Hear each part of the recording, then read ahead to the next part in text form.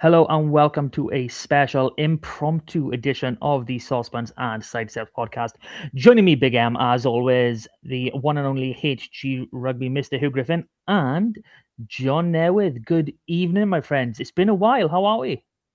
Hello, we're all back from our summer holidays. We've come in, haven't we? And there's been it's not an emergency, but there's just lots of small things have happened. They deemed a meeting of the minds. So, what has happened is now that rugby is officially over, Hugh is starting to go into withdrawal. So, he's called a pod just to get his fix. Obviously, our intervention did not work for any of you long-time followers. John, you're rather quiet over there. What are we doing about? Nothing at all. I'm in between my holidays. I've been struggling to watch the internationals and then making it up in the evening when we get home from doing interesting things. Ooh. And I've tried to watch the Wales South Africa game three times and fallen asleep three times.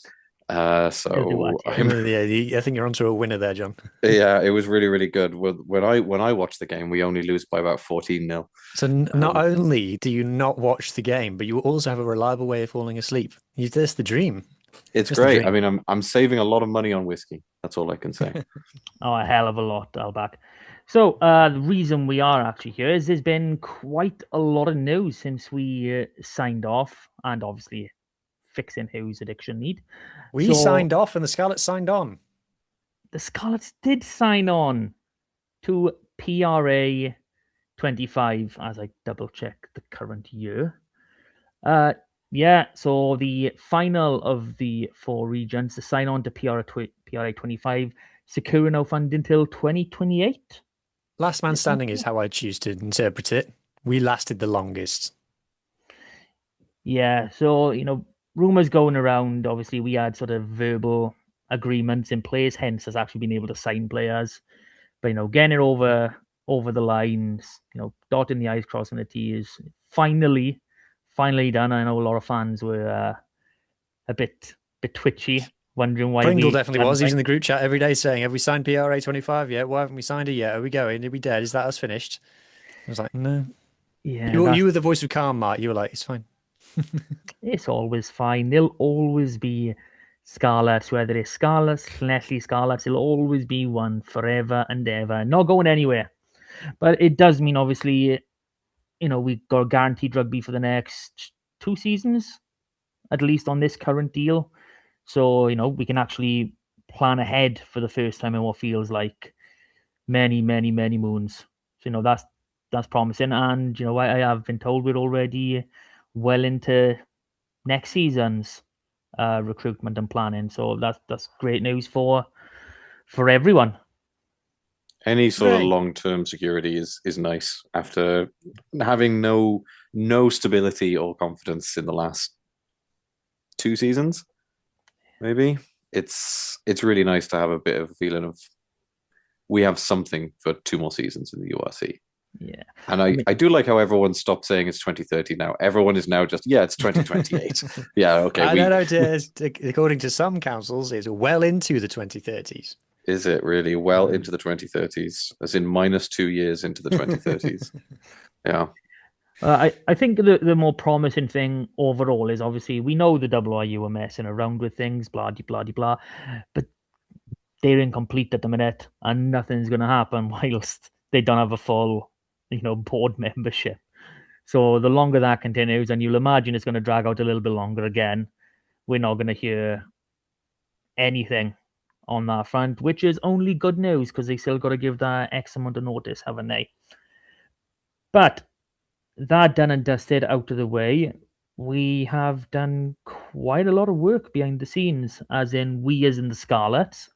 So shall we start off with our new coaches that are coming in? Yeah. How many have we So got? We've got so we've got a defense coach. We've got an interim defense coach. Have we got a scrum coach yet? no, I No scrum don't coach. think we'll be having a scrum coach, but I'll be pleasantly surprised if we do. It's just the wording of when our forwards coach was signed by. Well, technically, Nigel Davis is a new signing as well because he's no longer interim. So I guess we could take that up to four. So we Big now Nige have is permanent. we have a permanent director of If, rugby for if 2 his seasons. if his photo has the same quality as all the other coaches on the website, then he's moved from interim to permanent. Yeah. Yeah. So obviously I know we've spoken about this in previous pods, and we were happy for and we expected Nigel to stay around for at least another season. But how we feeling about him being around for 2 years? It gives stability. It gives leadership. He's a Scarlets man. Um, we needed a director of rugby. That's been painfully clear for the last since when Pivet left, basically. And so to have one in place is good. And I like that he seems to always be thinking about bigger than just, training for the next game. That's other people's job. The organization is his bigger raison d'etre. And it's a role that we badly needed filled. And it's a guy who, cut him open, he bleeds scarlet, Yeah, as do I. 100%. And like Matt said, we're actually able to plan for next season's or the season after's recruitment now, which is something that it feels like we haven't been able to engage in that long-term planning for a while. And being able to do that is a luxury that we have probably because we have Nige there for the next 2 seasons. And he can actually plan and build a backroom staff and build a squad around what he actually thinks we can achieve in that time. It also gives us more time to actually arrange his successor, which is something that we really struggled with. Obviously, we brought Mo in, which was absolutely brilliant, but that, as we all know, that went tits up. And we eventually ended up then bringing Peel in. And a lot of things have happened ever since. So it's good to have, a solid, let's say, 12 to 18 months to, arrange to get, either a DOR, a new set of head coach, or whatever through the door. So I'm, very happy with how it's currently set up. Yeah. So I can't remember who was announced first, but let's go with our new defense coach, Eamon O'Carroll, Yeah. currently at St. Helens Rugby League. Yeah. Speaking about getting people through the door, here is a coach who is not yet through it and will not be for a few months. Well, he's dipping in and out because if you actually read the original press statement, unless it's been amended after the fact, it does say that he wasn't going to be in until October. However, he will be he will be contributing, is the exact wording, I think, to the pre-season, and he will be kind of part of the planning, and he will be making trips to Llanelli in that time. So he will be joining at the culmination of the Super League season. Now, depending on what date that will be. So the grand final is the 3rd of October. There is only URC round 2. But obviously, St. Helens might not even make it that far. He could be with us full time even sooner. Not sure entirely what the arrangements are. If he has, a couple of weeks holiday and he'll come back to us, back end of October, wherever. But he will be coming in and out. And it's not as though we're just leaving the position empty, because we've pulled in an interim defense coach in club legend Steph Hughes, who, he's a good young coach. We know how good of a player he was. And, again, from the, original announcement, it seems as though he's just going to be given everything, or already has been given everything Eamon wants done, and he's going to be implementing his system now, getting it ready for when he actually arrives. So, other than maybe a different intensity or style that Eamon will bring, it's we are having a few months of this actual defense program in place. It's not like we're doing all preseason, couple rounds in the URC, and then okay, we're going to flip our entire defense now to what this new guy wants. That was kind of the worry because I had premonitions of kind of we pick up a tough result early doors and we go, oh well, we haven't had the new defense coach in yet, and then we pick up a tough result maybe in December is normally when we pick up a couple of tough results, and we say, oh well, the defense coach missed the preseason, so was all still learning the system and stuff. That's what I don't want. So if we get into the season and we hear people saying something along those lines, that would be unimpressive. But if it's the case of no, we've got a plan, it's all going to be coordinated, and it's going to hit the ground running when he arrives in October, then good. So let's hope that is what's happening. I actually think the timing. Okay, it's obviously not ideal that he can't come over, but with Steph there, that transition will be easier. But if he's coming at the beginning or middle of October, if they make it to the final, obviously, um, that does give the window for the second leg of the Nations Championship, where obviously we'll be off there as well.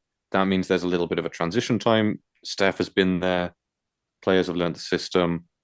Maybe they've had a game or two before Aben turns up, and then there's a really nice transition period over October before he gets the lads just by themselves in training multiple times during that international window.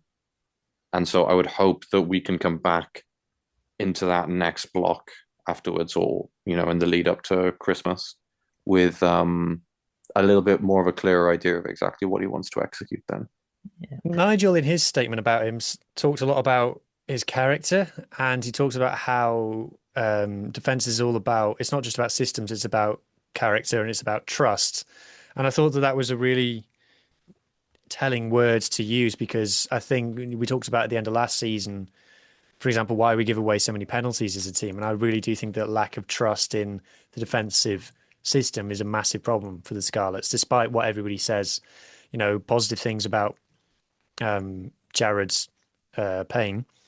And I got a message off, because he's gone to Munster, and I got a message off a Munster fan saying, what do you think of Jared Payne? And I was like, on the one hand, everybody seems to like him, and on the other hand, it's been kind of chaos in the backroom staff while he's been there, so it's hard to blame anything on him. However, on the secret third hand, you couldn't say that our defence was ever particularly good under him, apart from maybe season before last. Yeah, it was okay during that season, but it was the attack that actually made that season more than anything. But yeah, one thing I am wondering now is how long Steph is actually going to be with us, I was because wondering that, because I wouldn't be against him sticking around. exactly now, looking at the overall coaching team that we've got. So I need to find where I've actually put it now. Knowing me, I'm never Because going is to be Sanjay sticking organised. around? Sanjay's sticking around, isn't he? Again, I'm really not sure, but so obviously we haven't come on to him yet. But so Aaron Dundon is the forward coach to come in. So we've got Nigel Davis, DOR. Then on the field, we've got Dwayne, who hasn't been confirmed leaving or staying. So we're assuming stay, of course.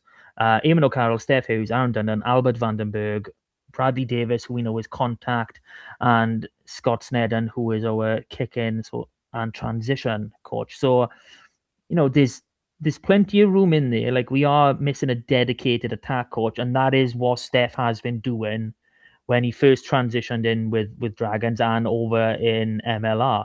So I wouldn't be against him adding on as an assistant attack coach. It kind of seems like it falls into the lap, really. You would think that it's the next few months are almost like a kind of like an extended interview process for him. If he does a good job with the boys, you can imagine that there's a position for him there. Yeah. Because you'd think that this position is literally just following instruction, and when you're an assistant attack coach or an assistant to someone, that is more or less what 90% of your job is anyway. So I can imagine that very much being the case. I think this is kind of a model that Welsh rugby as a whole needs to go down anyway, because we're not ever gonna be the top payers in world rugby, and if we accept that a certain proportion of Welsh players are going to leave, whether that's across the bridge or wherever, then our identity needs to be about coaching, and our selling point needs to be, come to us, we'll turn you into a better player. And so having massive coaching tickets, and to be honest, this is one of the few things that I always agreed with Warren Gatland on. which was he always said you guys worry way too much about how much you're paying players and not enough about who's coaching the players. And I think that's fair. So more coaches is more better, in my opinion. Obviously, there is a standard in the hit, but 100%. On to that aforementioned forwards coach, and I apologize if I am butchering his name, but Aaron Dundon is coming in as our forwards coach, and he is aligning the forwards, scrum, and the line out, and streamlining it all, which can only be a good thing. Obviously, we know that Emir Phillips, who was our scrum coach a little while back, has now been fully removed and is now head of the academy. So that opens that up. And Albert Vandenberg has been just handling the line out. So I'm imagining is not much change in there for him, but probably just a few conversations of how they're going to work things, especially forwards moves going from the line out. He's probably the one guy in the building who's been doing an unquestionably good job since he arrived, Albert Vandenberg, because the line out, especially the line out defense, is probably the best thing about us and has been for 2 years. I'm happy whenever I see a whenever an opposition gets 50-22, I think, great, that's an exit for us. So unquestionably he's doing a good job. It's interesting the language that they use in the statement, as in the Scarlets use, announcing Aaron Dundon's appointment when they do say the streamlining, when they specifically call out Vandenberg for line out and while listing all of the other duties that he's expected to take on. I was trying to read it there. I realized I had Eamon O'Carroll's in front of me, where they do specifically say, that wider strengthening of the coaching group. Where was the quote? Where they essentially list different responsibilities of the coaching group, and point out line out more collision being Bradley Davis's area, and line out and more being Albert Vandenberg's. So I wonder if he is a scrum coach for us at all but name. I mean, he is a hooker. Like, you could imagine it. He didn't have an incredible playing career for Leinster, but having almost 50 caps for Leinster in any situation, you have to be a decent enough scrummager. So. Not all coaches are top players as well. No. Well, I mean, if that's the case, everyone would know every single coach from front to back just from memory. Yeah, like I do like having a dedicated scrum coach, but given what we have had since what was his name? Frank's left. I can understand taking it back a level, putting it under the one big umbrella and then working towards it. Now, very similar what I'd like to see with Steph as having an assistant. I wouldn't mind having another assistant forwards coach who would start taking on that position, because we've got plenty of good young coaches, especially within our academy. Tom Phillips, who's just taken over as full head coach for Carmarthen Quins. There's quite a lot of boys in there that can do that. Now, this one is at the Dragons currently, which I'm not, but he also coaches with Ammanford, and that's Rodri Jones. Can you loose head and tight head? So, and from what I'm hearing down there is he's a very, very good scrum coach and developing fast. So I wouldn't mind trying to get a few words in, or come back home. We've got a place for you. I would not be against that whatsoever. Yeah, I think this is probably the future of coaching. Is it's kind of like heads of departments, isn't it? So you would have your forwards department and then your attack department and stuff. So having assistants, like I said, repeat myself, more is better. More is more. More is more. That rounds out all our coaching recruitment for now. Who knows what else may or may not come in.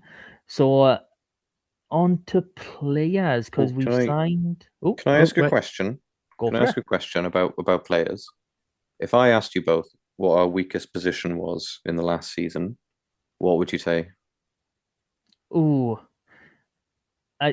10 and lock, but 10 probably edges it. Yeah, same. I agree. Okay, so what position have we signed the most so far in this off season? Lock. I'm very happy, to be honest, with our recruitment so far. so far. I would prefer if we had a 10.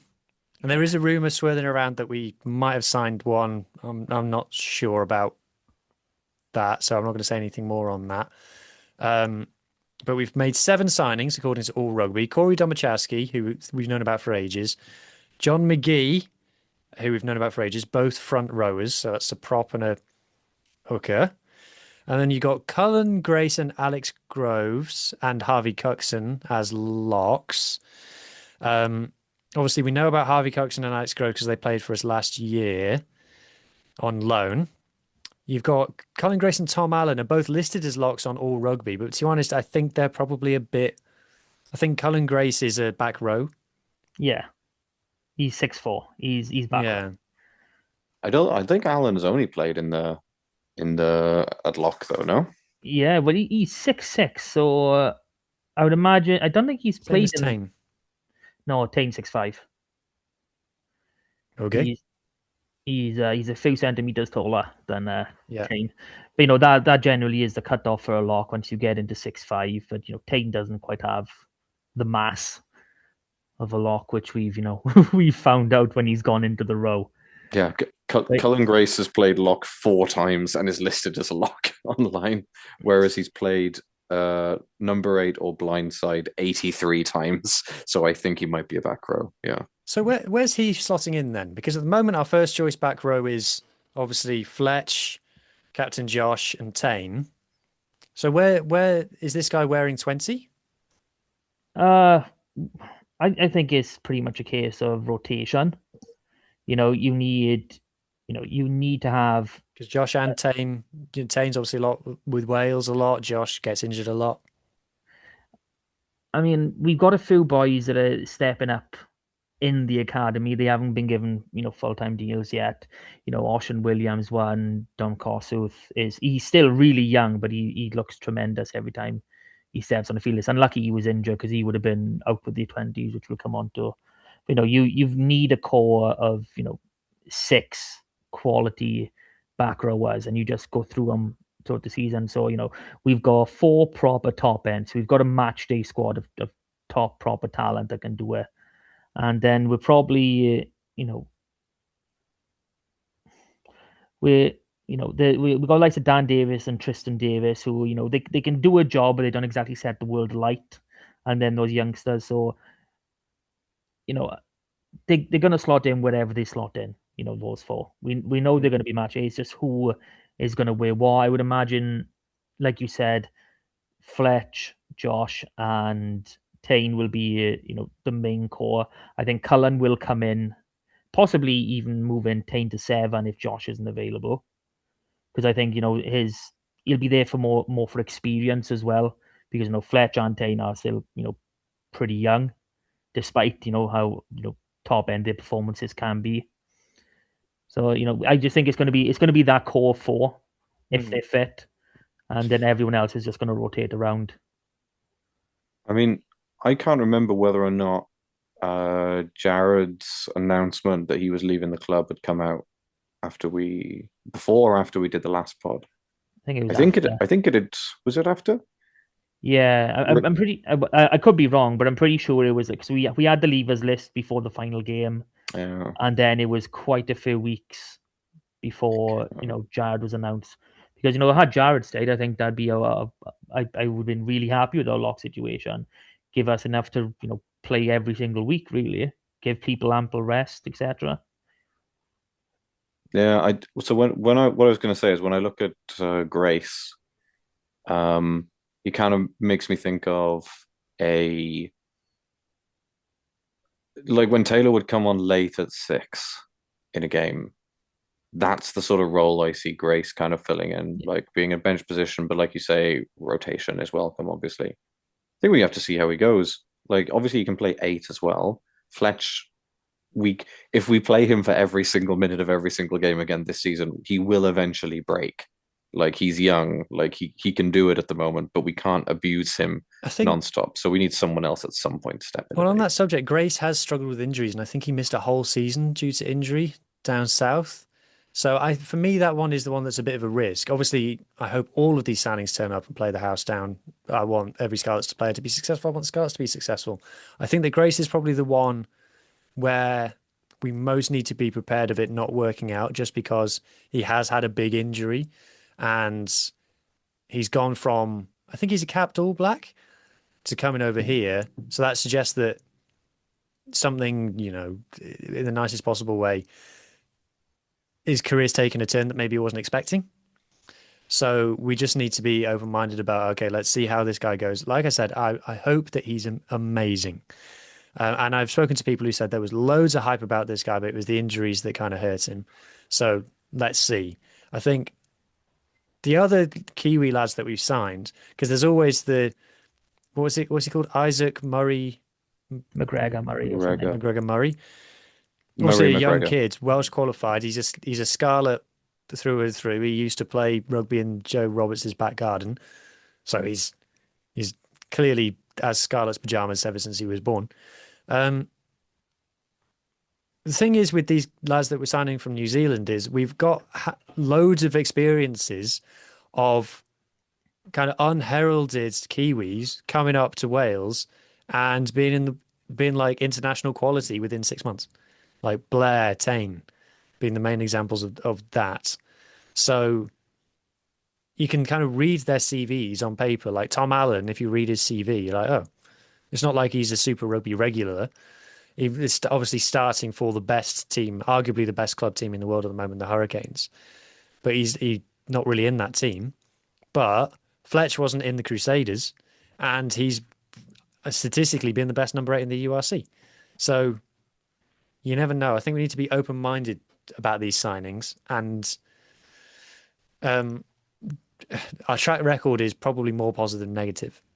Yeah, 100%. It seems as though, we tend to find these ones that, they're not exactly overlooked, but they're not being given the opportunities, when they probably, should have. And it's given them not so much a sour taste, but it's given them an open-mindedness to try something new. And we've just been there to pounce. It's like, I do like the Tom Allen signing.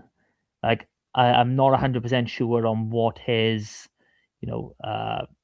qualifications are, if he is Welsh qualified at all. But it does give us now a strong stable.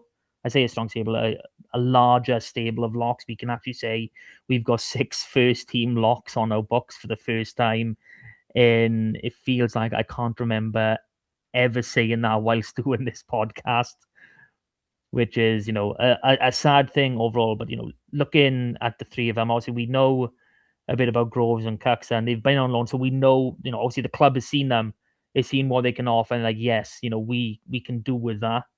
So that's great. Tom Allen coming in, he's a young kid now. We'll be turning 22 tomorrow, actually, the 23rd of July. So again, he's a lock forward. He's a young guy who knows how they're going to develop. So we're in that position. We got Sam Lousy, Jack Price, and Will Evans as the ones that are already here, along with Groves, Cuxon, and Allen. So I'm happy then. I do expect it to be Lousy and Groves, the starting partnership, at least as we enter into the season, and then with Cuxon, Allen, and Will Evans sort of maybe rotating around. Oh, yes. More on Will Evans later. Anyway, newsflash. I've had a vintage parcel arrive. Oh, a vintage parcel. What could this be? This isn't on the Hopefully agenda, it's people. hopefully it's not drugs, and this has been opened up as this is a mistake to Yeah. open this on camera. Recorded camera. I didn't order any drugs. Not off Vinted anyway. There it is. Evidence. There it is. It's how he's able to do all these podcasts. Lovely. Ooh, that looks nice. Now that looks like a logo for a team that you can't buy merch for. So where could that possibly have come from? Vintage, he said. Size-wise, I think it might be all right, actually. No. So this is for the listeners, I told Mark if it didn't fit me, I'd send it to him, but it looks like it might fit me. This is a Brithon Thunder fleece. Now it's not fleece time of year. So obviously I'm about to try this on and I should be quite warm when I do that. But this was being sold on Vinted. Some of these Thunder girls were selling their stash on Vinted. So this, I think, is Meg Lewis's fleece. Is her name written on the label? That's normally how you can tell. Oh, that's a good question. I'll check in a moment. I So- bought an Ireland jersey years ago and from an under-20s player, and his name was written in the back of it. So Did he get a full So cap? I bought it. Hattie bought a load of stuff. Hattie said, just to let you know, there was a load of Bith on Thunder stuff on Vinted, but I bought all of it, so it's not there anymore. But I went on and I that found looks too big this. for you, mate. Looks way too big for you. I think it's all right because it said it's a large, but it might be a lady's large. a fleece has to really hug the figure. You can't have any loose Falling fabric. off, though. It's Macron. Oh no, Mart, so it fits me like a glove. Sorry, mate. It does fit him. He is a woman's large. Yeah. Woman's large or Hey, boy's how good is medium. this? Like you said, John, this is a special item. When you said you were going to put that on, I was worried you were going to start stripping. That was a thought in my head. No. Right, I'm going to search it for. Same Oh, it's thought, but embroidered. worry wasn't the emotion Yeah, that it's came into embroidered. my mind. Oh, tidy. I I'll thought it might search have it been one for of them shitty print-on ones. Oof. Anyway, does that bring? Is that a nice segue to say that we've had some new Scarlets kit launched as well? Yeah, I mean, we haven't quite finished on the players, but yeah, we've Have got we? a new. Oh. No, George Roberts, you failed to mention. Oh, sorry. Terrible. It's actually an XL apparently, but it's definitely a ladies XL because it fits me nicely. I'm a medium. But yeah, that segue does work well. Obviously, the 26-27 Scarlets training kit has been launched in partnership with VX3, and some people may not like it, but I'm liking it. The purple or periwinkle color, as we've been told, is formerly called, and then was it mint sage green? Is the opposite? Should we pop it on the Colours? screen? Yeah, put it on chuck screen. Some really nice ones on there. The warm up tees, specifically, I do like them. There's No quite money a in the good pockets. price. Wow, we knew he was cheap, but Here we go. Ignore this replica tab. Everything now is purple and green. There's only socks in our replica tag. God, I they get looked at it Cowdoor's earlier arms and today. everything, don't they? Bang in the middle. Oh. I do like that. I mean, the man can't wear anything It's other not for than me, a lads. vest. I'm sorry. It just doesn't. It's not Scarletsy for me. What's wrong Oh, with you? wait for the replica kit. This isn't meant to be like full on Scarletsy. But it's just. It's training leisure wear. It's different. I It's like the something you can kind of wear. stripy one. I don't mind that green one with the dark sleeves. That's all right. That is all right. Very Connacht. The green stuff is very Connacht for me. You can imagine Cordor wearing that. The good thing for me is my kids have a green school, so yay. Excuse Ooh, to the get them a few shorts are jackets. nice. I might have to get a pair of them shorts. Cowdoor is definitely the kind of bloke who'd go out and like in shorts and a t-shirt and flip flops and go, it's a bit cold and put a gilet on with no sleeves. There you go. Nice and warm. 100%. He'd have a vest and a gilet. I can see Benji in that purple and green hat. I can see that every day of the week. Definitely. Oh, we've got so here's something. We've got the old stuff there, but clearly there's some other things that they've loaded the JPEG for here. Yeah, there's Hawaiian shorts and t-shirt, a new one for this year apparently. That's nice. And accessories is just hats and towels. In those colors, I think it would be very good. I will say, if you are going for the mint green, the red hat is probably not a good combo. Purple hat. I'm gonna close this now because Cordor's short shorts and vest is we're gonna get demonetized. Yeah. Between those and Hugh trying on the fleece, I need to sit down for a while. Yeah, the blood has boiled a little bit too much. So, what haven't we talked about yet? So it's on to the fun stuff for me, to be honest, because I like to talk with. Yes. Mart is going to explain to us why the Scarlets pack might be troublingly ginger moving forward. Troublingly ginger. That's harsh. That's really harsh. So he's referring to the Junior World Championship where the Wales under-20s finished a very positive 6th position. And, we weren't far off, getting into that top 4 to be in the actual contention for the championship. So we opened up with, a really good win over Georgia, 25-24. I think we might be the only Six Nations team that the Junior Lilos haven't beaten. I'm pretty sure they've beaten the other 5.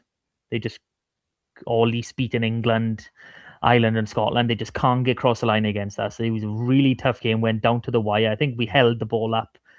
Yeah, we did. We held the ball up as the clock turned 80 to get our wins. That was amazing. Do you remember who held the ball up? It's always Kaz.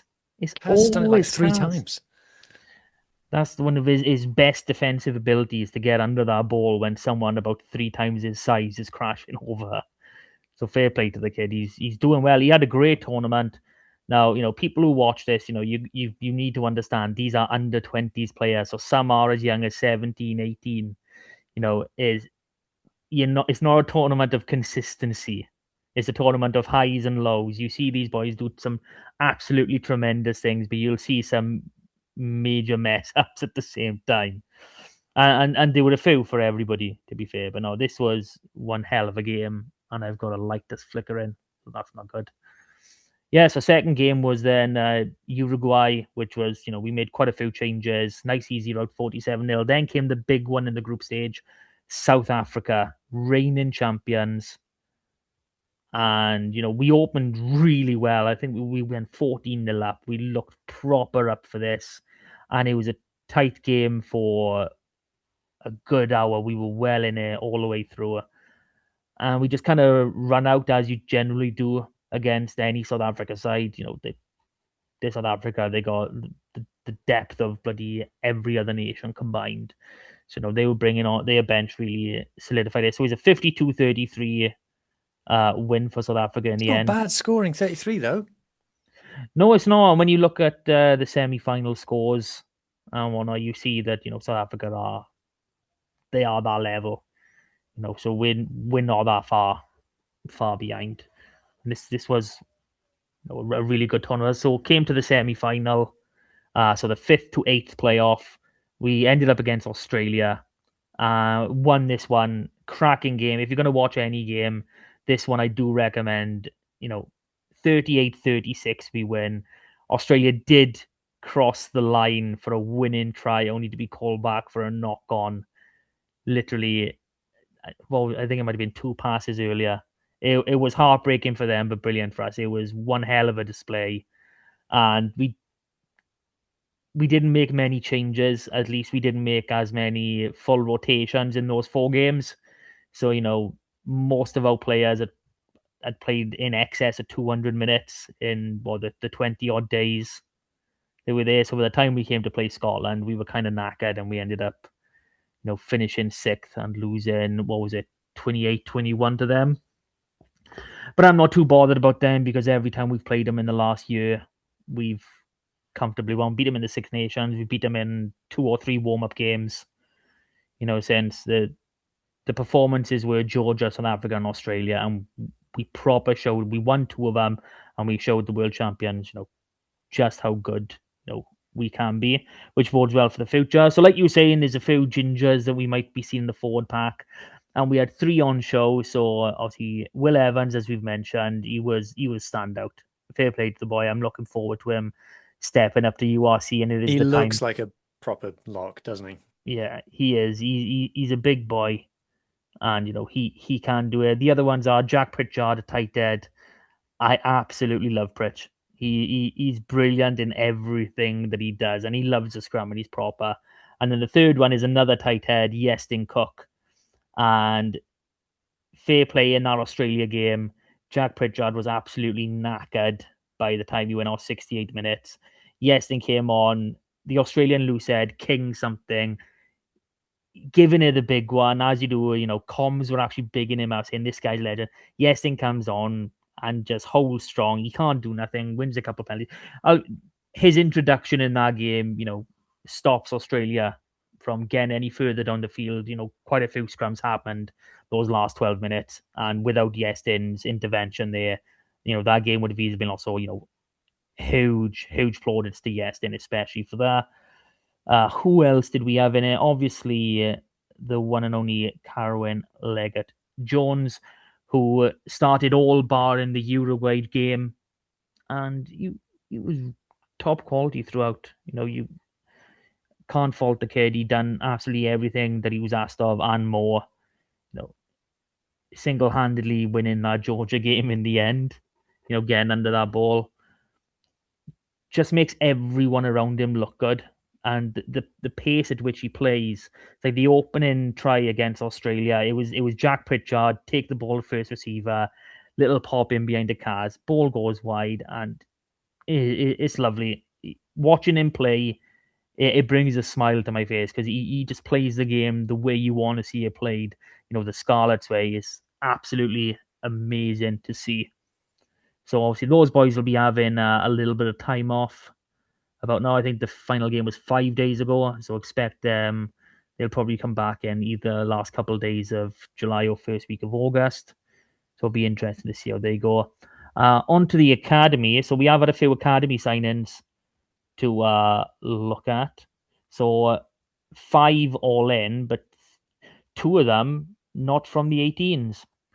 So we'll talk with the ones that have come from a junior academy first. So Hudson Nevin, he's a Lucid. He's at Llandovery College, best mates with Kaz. You'll see a nice photo of them on his old man's socials, because Hudson actually went out for that final game against Scotland because they were struggling for loose heads. Forgot to mention that. So he answered the 11th hour call. So same age as Kaz, so he's only just turned 18, so he's got another 2 years left to 20s. And for a prop, coming in that early is good out. He's, a lot of good things. He's already made his SRC debut with Quins. Looked good in the few scrums. High hopes for that boy. Next up, wherever they may be, Alfie Luger, scrum half from Tembe. He's a Wales 18s scrum half for the last few years. So he's a good talent that we're looking forward to. Jaden Brown, great name as well. Just as a fan of a name, Alfie Luger sounds like a Bond villain. Oh yeah, it'll be perfect. 100%. Then in the centres we got Jaden Brown, who hails from Puthcall. Again, I believe he's a Llandovery College boy. He's had some time with injury. He hasn't quite got the age grade caps, but every time he has been fit and he stepped on our field for the 18s, he just looks a level above. So, a lot of high hopes for them. And then on to the 2 that didn't come directly from the junior academy. We have got Gabriel Casey, if that's how you pronounce it, who was in our academy, but he's been with, I can't remember what uni, but he's been, playing Bucks rugby. He's a Netherlands under-20s international. He's a tall boy. He's 6'6", 120 kilos. Yeah, I know he was well thought of when he was in the junior academy. I'm assuming, obviously, we've kept a lot of close links with him, and that's why we've now been able to pull him in on a full academy contract, which is great to see, especially as we always need locks. And the last one is scrum half George MacDonald of Llandovery. I believe he was originally a Llanelli Wanderer. He's 22 years old, so he's not a young boy, but he looks impressive. And he's obviously last season we had Rodri Lewis on the books. We've released him now and brought George in. George actually came on trial last summer with us as well. So I'm thinking it's more to do with numbers and what we could offer as to why he didn't have a deal then. But he's a promising player. He looks good in SRC. Obviously, he's had Lee Reese to contend with at Llandovery, so you wouldn't expect him to be getting double-figure starts. But he has been playing almost every single game, other than when he gets red cards for reckless tackles. But the less of that, the better. But it's a good intake for the academy to see, and I'm expecting positive things from quite a few of them. And as we're speaking of the academy, there's some fixtures we should have a little look at if anyone is interested. So we got this coming Thursday, the 30th. If you can get to Bristol Grammar School, you'll see our 18s take on Ulster under 18s. If you can't do that, the following day at Llandovery, our 17s are taking on Dragon 17s. Then a week later, on the 6th of August, it's the Malvern 17s Festival, where you play all the other elite teams around England, some Wales, professional academies. It's a great event.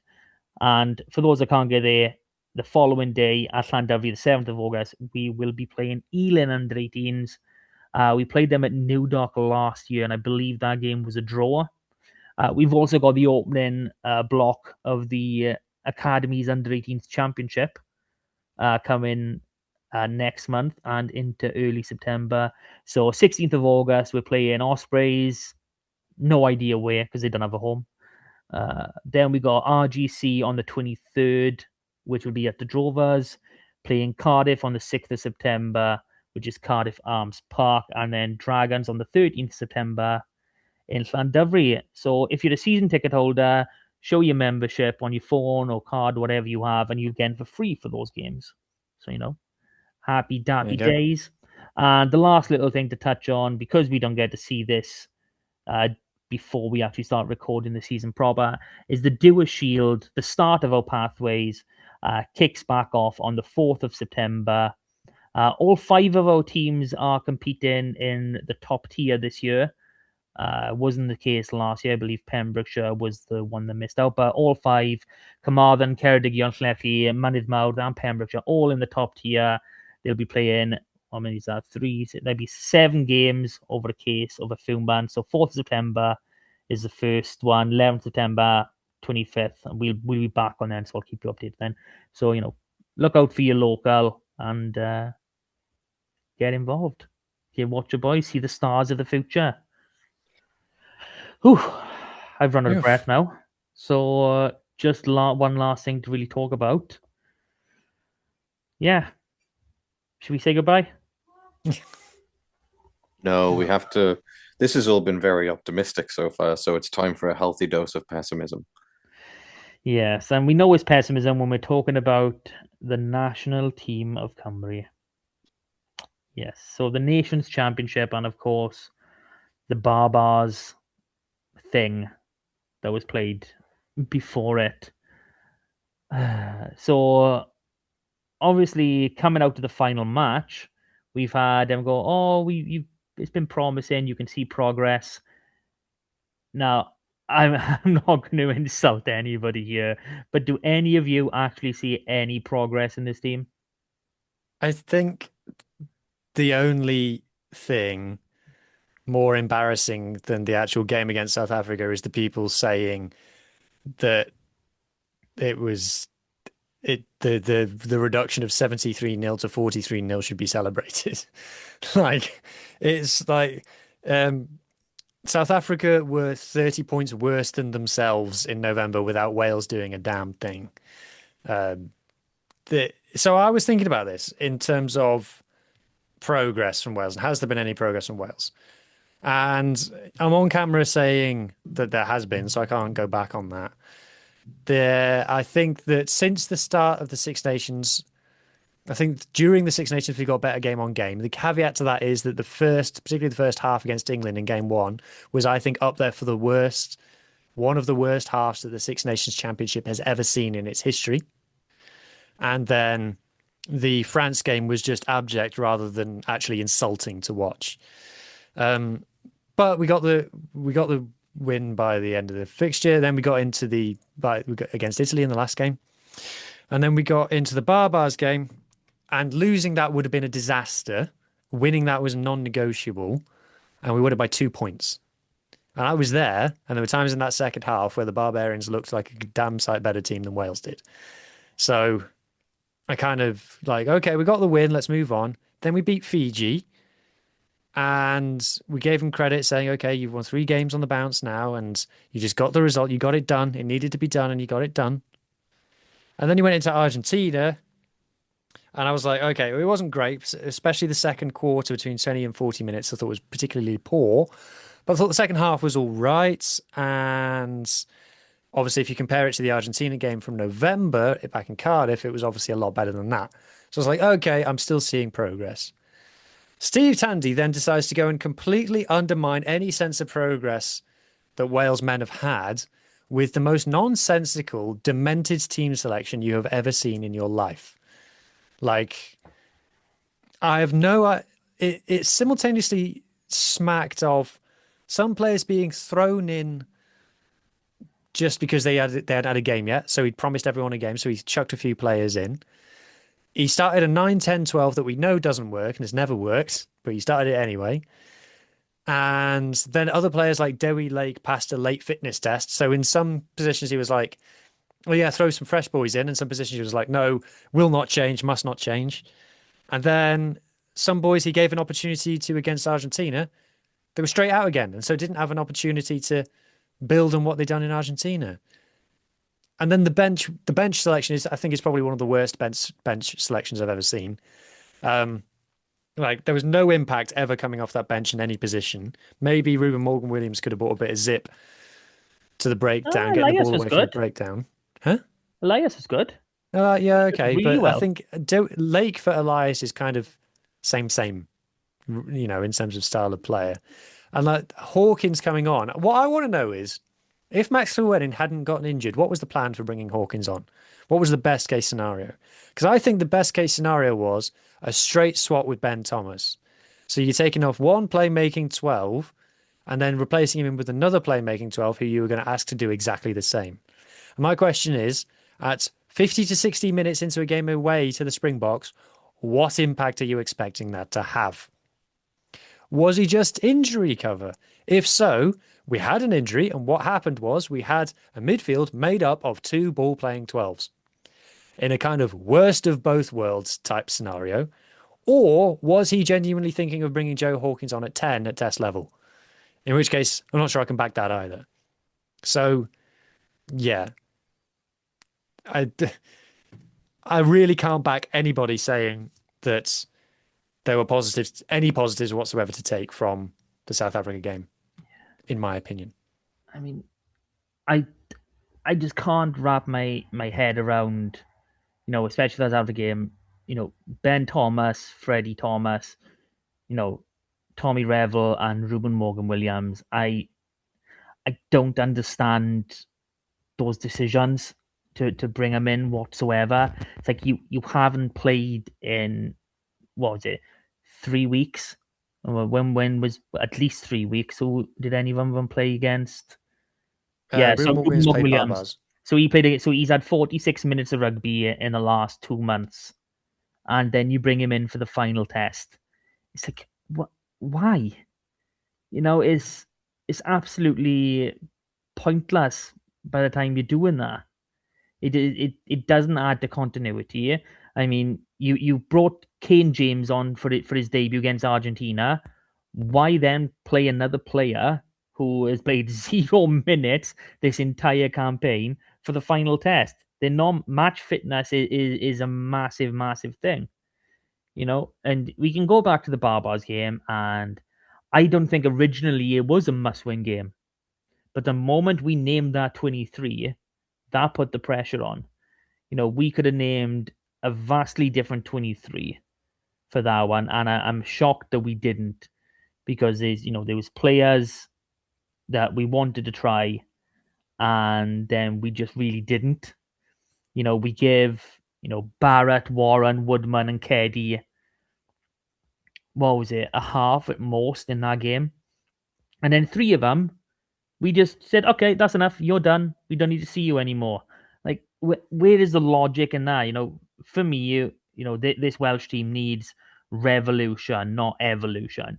We need to bring in some different players and actually look at them properly. Not where we've had one game here, a couple bench appearances there. Actually, give these boys an actual chance to adjust to international rugby. Like Ben Warren, who's had bench appearances, is the only new player that we can say has really had an opportunity, during this campaign. Where Kane James made his debut, he's had 14 minutes. What, we haven't learned nothing. Absolutely nothing. We've given him a cap. That's all we've done. You brought Reece Barrett in, but you were only going to play Carey and Nicky Smith anyway. So why not let him stay with the squad? And worst case scenario, he gets exposed to this level. It just boils my piss. And the Scarlets are exactly the same. because I get on to them at the same time with transitioning, young academy boys into the first team as well. We don't give them the opportunities, and when we seem to do it, when we're not doing it in the best possible way for them, we're not lining them up to succeed. I mean, in what way can you expect, a brand new tight head prop who has got the same scrum coach that he's had at regional level, I should say. He hasn't shone at regional level. He's struggled at regional level. He done okay doing this, but nowhere near international standard. And then you're playing him with not first choice scrummaging hookers or loosehead. Like you've got to make it so these boys have a chance to succeed. You bring new players in, you put the right players around them to make it easier. It's the same as Eddie James, even though he's been in this team for a while. Realistically, he's still quite new to international rugby because he's not a 13. He's a club 13. He can just about do the job at international level, but he's a 12. He's a real good 12. So why are we playing these boys out of position? No, like even with Blair, like I'm not done with Blade 15. I got no problem with him turning out there for Scarlets, but stick him on the left wing. Get someone else in at I fullback. think he's one of the few Wales players to come out with credit in the bank. From I was going to say, I thought he actually did. I thought he did pretty well at 15, to be honest, in the games there. But compared to how good he can be on the wing, I don't think it's a question. I think wing is a bit of a problem for Wales because Lewis Ruzama just isn't at the races. No, he's been a shadow of himself. I don't know whether he's carrying a knock or what. And I think in Josh Adams and Ellis Mee, they're too similar. I don't think you can play both of them. They're both high IQ, secure defensively players who can finish when required, but they're not the guy that you're going to get the ball to in space and they're going to beat a man. I think playing both of them is too samey. I think you need something else, and whether that's Blair Murray, I don't think it will be long before Tom Bowen comes in, just for his pace and just bringing something different. Obviously, he'll probably have different struggles, with his height and things, but Lewis Rhys Zamit's supposed to be the guy who brings a bit of something different, and he's just not been rocking up for whatever underlying reason. But it's I think with Wales at the moment, if you ask me what's Wales' biggest problem, defence or attack, I say yes. I think that the attack is useless. It's like watching Warren Ball. It's peak Warren Ball of just go through phases until they give away a penalty and then work our way down the field that way until we get within 5 meters. And then it's either a driving maul or a tap and go and we crash over with one of the forwards. And that's not rugby that I want to watch. It's just not. And like our phase play attack is clueless, and that's even when it gets going, because against South Africa on multiple occasions we couldn't even get past ruck 1, let alone worrying about what happened 5 rucks down the line. But then the defence, whether it's the Barbarians, whether it's Fiji, whether it's Argentina, or whether it's South Africa, they could go over us, they could go around us, they could go through us whenever they wanted. So when you've got a head coach in Steve Tandy, whose whole USP is supposed to be his defence, has the defence actually at any point during his tenure looked good? I wouldn't say it's been at the level that they want it to be, obviously, and they've brought in Murchie now, who hasn't really had any time to actually do anything yet. But what's been annoying me is people praising the scramble defense a lot of the time, because okay, the scramble defense has been okay, but they're not setting fantastically after they scramble back. Like I don't actually remember the scramble defense doing anything against South Africa. Just want to put that out there. And also, Harley messaged me and said scramble defense is just another way of putting passion and desire. Yes, it's urgency. It's urgency to get back. It's want, but and they are doing that because, especially in a team that's losing as badly as Wales are regularly, it is very easy for you to not chase back with that sort of energy. So in that way, you can applaud it. But the problem is that they're not actually resetting the defensive line once they get into that position, once they fall back. They're not actually getting into a reasonable formation, and then you can find space normally outside the third defender. But when it comes to like the attack, I do get what you mean about saying it looks like Warren ball. I don't think this is in any way intentional is the problem. Like I don't think that's what they want to do at all. Um, Despite, and then people keep saying, "Oh, have bigger ball carriers, have bigger ball carriers." There are enough good ball carriers in that pack and in Eddie James. Like there are players who can get you front foot ball. For some reason, they're all taking the ball at a standing start half the time, or we're just not able to get quick ball, and so it's just resulting in this sort of stagnant standing attack, which I think if that's the situation that you find yourself in, rather than just trying to go through a couple of phases and seeing if you can get something work, I'm a bit conservative in this way. Like I would rather kick. Like I would rather push them back more than maybe we are. But Wales's kicking game has actually been statistically better than it looks, because watching the games, you're like, oh, this isn't amazing, but it's actually been all right statistically in terms of retained kicks and things. We're hardly ever kicking on our terms, though. We're hardly ever kicking when we want to.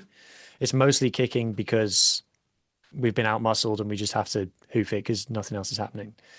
That's mostly the reasons why we kick. So that's like a problem. I mean, I was doing the stats today, and in the Nations Championship, Wales have conceded the most line breaks of any team by some distance. We're the only team to have conceded more than 30. The next worst is Italy.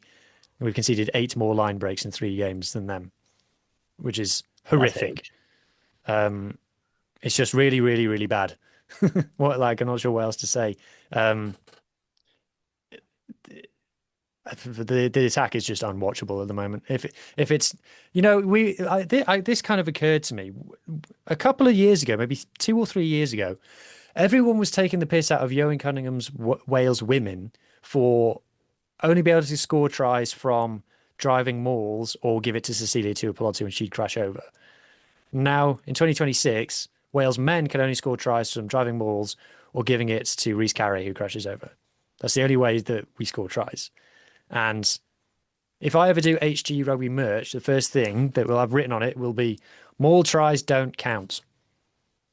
Maul tries don't count. That's not attack.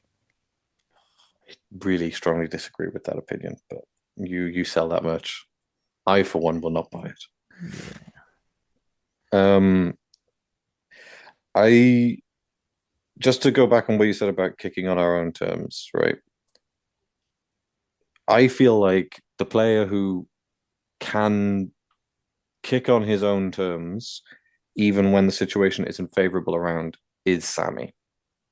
I do feel like Sammy is very good at turning a negative situation into, at the very least, a uncomfortable exit situation for the other team, or at least putting something that's contestable, getting enough hang time that it actually can cause problems for the back three.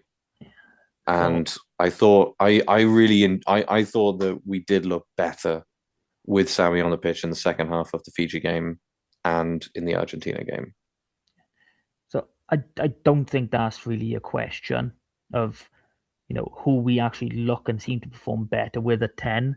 And I really don't want to knock Dan Edwards because he's a young kid and obviously being an Osprey makes it seem that we might be bullying.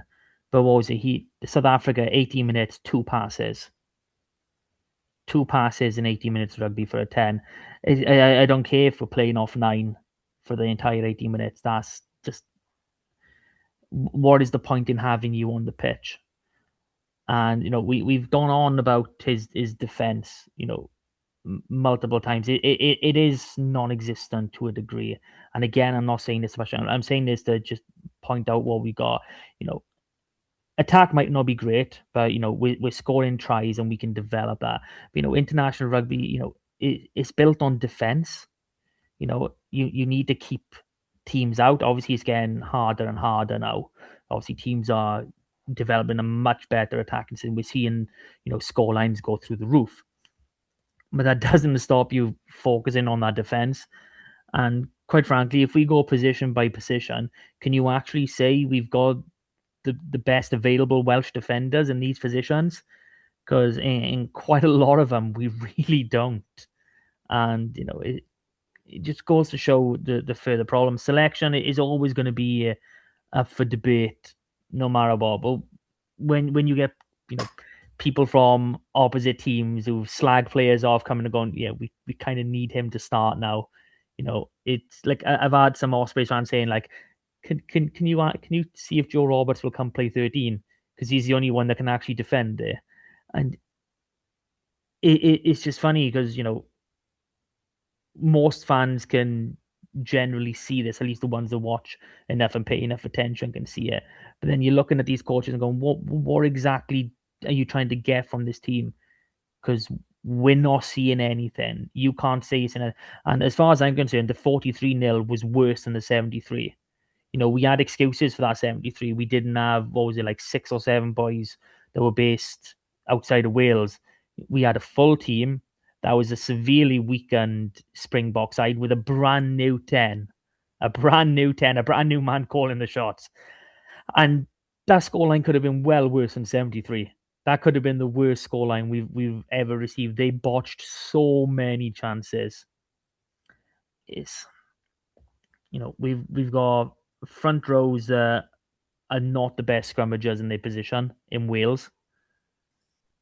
And, we got, Adam Beard is still involved. And again, the Adam Beard bashing, but, everyone says he's brilliant in the line out. But that's as far as it goes. We need a full 8 that do everything. So yeah, I'm just with a full year in, 13 tests in, 58, 57 players. No, that's ridiculous. And we can get onto that another time. And the fact he hasn't picked quite a few there should have been. But I don't know where he's gonna go here. Obviously, I know they're gonna back Murchie now who's coming as defense. But come November, and who I know we got Japan as one game, then there's Australia and New Zealand. I'm worried for that Japan game. I really am. Japan look a lot better now than they did a year ago. Yeah, and it's they people always have the same opinion about Japan. Oh, these small guys will just they look at their pack. Their pack is huge. The pack is everyone well in excess of 100, 110 kilos, and they're not like bloody barely hitting 6 foot. You got, what was it, Dern's the lock? He's one of the best locks in the world right now. He's absolutely outstanding. That Japan game has become an actual worry for me, where before this tournament, I wasn't even looking at there. So, yeah. Australia should have been the acid test to see where we are. But now that Japan game has become absolutely huge. Absolutely huge. For me, on the selection, and obviously selection is always going to be the biggest talking point. I think that Andy's making it a bigger talking point than it needs to be by just going back on himself. And he seems to be one of these coaches where if they win, he keeps the players in. And if they lose, then he takes players out. And there doesn't seem to be any kind of, no, but this is what we think is the right thing to do. It's just slapdash at times. And it's hard to see where we go. Yeah. It really is. So he came in, what was it, autumn? So like I said, that Argentina game was his start. And I mean, Nick Tompkins played in that bloody campaign. I can't. Again, that still shocks me. But we had Ollie Cracknell, we've had Morgan Morse, James Ratty, Chris Coleman, Danny Southworth. Players come in, have some of very few caps, and then just forgotten about, just not even considered for the Six Nations or this campaign. The thing about the attack is that everything about this Wales team now is being defined by the playmaking 12 thing. That selection policy is having a knock-on effect to absolutely everything else about Wales, certainly the back line, but also the attack, because Obviously, if you pick that kind of player at 12, it changes who you've got to pick at 13, which means that we are picking players at 13 who aren't natural 13s. And as well, as a Scarlets fan, we should be annoyed about this because it means that Hawkins and EJ13 is something that we're probably going to have to get used to, even though we all know that our best centre combo is EJ12 and Joe Roberts. Everybody knows that that's our best centres. So we've got to put up with that. But then again, it's just things that don't add up. Of you want a dual playmaking system, and when I think of like the Matt Sherratt dual playmaking system, I think of Cardiff. I think of Sheedy. Sheedy's nowhere to be seen. Jared Evans, they don't want to bring him in, and they're picking a fly off who doesn't. This isn't a kind of a hyperbolic, professional rugby player who can't pass, that kind of thing. A double playmaking system with one player in it who does not pass the ball. 10 passes in 2 starts in this Nations Championship. Like, Joe Hawkins has got significantly more. Like, the selections don't add up. The strategy, the apparent strategy, and who he's actually picking to carry out those roles don't add up. Do we not think, like, because obviously Eddie James has like the skill set to be able, I think, to be that playmaking 12 option. Yeah. So why aren't they genuinely thinking about picking him at 12 for that? I think they just think because the alternative at 13 for them is Max Llewellyn, and I think that everybody thinks that EJ is a better player than Llewellyn, and I probably agree with that. By a Scarlets fan over here. But you're like your 12 selection shouldn't really be shouldn't be decided by who you want to play at 13. It should be the other way around, really. Like overall. So it should be a combo. Well, yeah, but what I'm saying is if it's because you don't want to play this player at 13, that's not a reason for playing another player at 12, is what I mean. Yeah.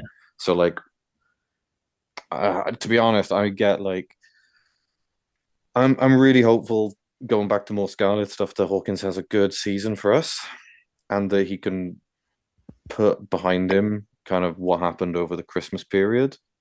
I'm worried if that doesn't happen, that we've kind of like played ourselves into a situation where he has to play 12 every single game for us now as well. I don't think we can see him being on the bench. Like, he's not going to start at 10 again. So like, as a Scarlets fan, I am concerned watching this. The longer this experiment goes on, yeah, like Hugh says, the more that we're going to have to get used to that as well. The worst thing is, I mean, if we just look at our stock, talking to Scarlets, so Eddie James and Joe Hawkins are our 2 main 12s. Obviously, Johnny Williams is still there, but he can also cover 13, which is great. But then we look at 13, we've got Joe Roberts, and then we've also got Max Page coming through. So if we're saying we're sticking with Hawkins at 12, and like, well, Eddie's not going to be on the bench. Even though he can play that bench role, he can come on, he can have an impact. He's not going to be doing that. So he'll go to 13. And it's a case of, well, 2 seasons ago when Max Page broke through, he looked brilliant. And, he's coming through. Last year, he didn't have enough game time. And, if we're put in this position again, then he's not going to have enough game time again. Like, I'd have no problem, trying to form partnerships of, even if it obviously James and Roberts is one, and then if it was Hawkins and Page another, and just keeping those boys together and rotate them through the games as and when, and obviously we can use whichever one can actually cause an impact. Obviously Max, Johnny, and Eddie to a degree is capable of having an impact within 23. But there's no reason. We got a minimum of 22 games a season plus the few warm-ups and any games we put on during the internationals. 10 starts each. Players are happy with that, especially if they're playing international rugby as well. So there's no reason we can't do that. Even if we started the season saying Hawkins and Page started as our first centre, we have Eddie on the bench for a couple of games, and then we switch it up, and then there's a reason you have big squads, just rotate and get players through. But I just hope that we actually stick with players in their actual positions. Because if it does end up that EJ stays at 13 with us, then I think I'm just gonna blow my mind because it's not that it's killing him, but it's not letting him become the player he truly can. The season hasn't even started yet, and we're already talking about how we're going to rotate the centers and who we're going to pair with who. It's It's but it's summer, that's you're what we right. do. Yeah, you're right. That it's summer, it's winter, it's autumn, it's spring. It's what we do. We're Scarlets fans. We have to talk about center combinations. That's the only thing. Only thing worthwhile doing. Yeah. I know. I may talk about the front row. Who knows? Yeah. Well, saying that, on the front row talk, I think it was Ruck Rugby actually named Kemsley Matthias as a bolter for the 2029 Lions, which I'm happy with. Bolter, yes. He would be Love Chems, he would probably be a bolter, yes. That's Who knows? Maybe if Tandy starts picking front rowers on the scrummaging ability. Yeah, that's how I feel too. Big yawn. Anyway, Okay. pre-season coming up. Yeah, pre-season. So we got games against Exeter and Saracens booked in so far. Hoping for a third, at least a third. Yeah, Saracens down the park, Exeter Sandy Park. Good Or game. is it still called that? Unless it's going to be called the McDonald's Yahoo Ranch or something. McDonald's Yahoo Sand Park. Yeah, well, I'm surprised we haven't announced anything with Quins or Llanda. We've done that for a few seasons. Sad to see it. We can't have them beat us again. No, can't lose to them again. Exactly. Got to put out a stronger team this time, not the academy. Yeah. But no, it's a decent setup. You know, we actually got decent opposition to go against. You know, better than playing, just URC or championship teams. Although I'm not against playing a championship team to start off. Be nice to get maybe a French team. That'd be nice. Could we pay for Canterbury to fly up? Half of their squad are already with us. That was the other thing that's happened is our Challenge Cup pool is shit.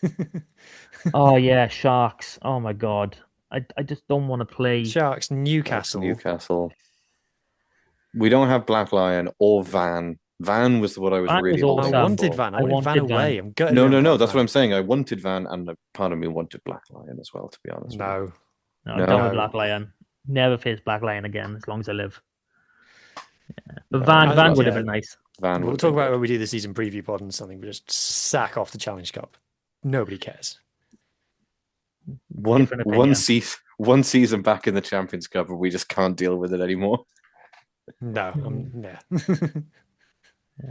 Do we have anything else to talk about, or can we sign off and let the people resume their summer holidays? Let's let the people resume their summer holidays. Benji, I assume, is on holiday. Never not that boy. No, during his summer holidays, he goes to work. Right. Okay. No, he's holidaying in London. None of his colleagues will be there. There we go. All right, then, lads. Thank you for joining me on this wonderful summer evening. Thank you, everyone, for listening. Like, share, subscribe as you do. And we will start this back up some point in 2 months' time. God, it's a long time before rugby. Bye, everyone. Bye. Bye.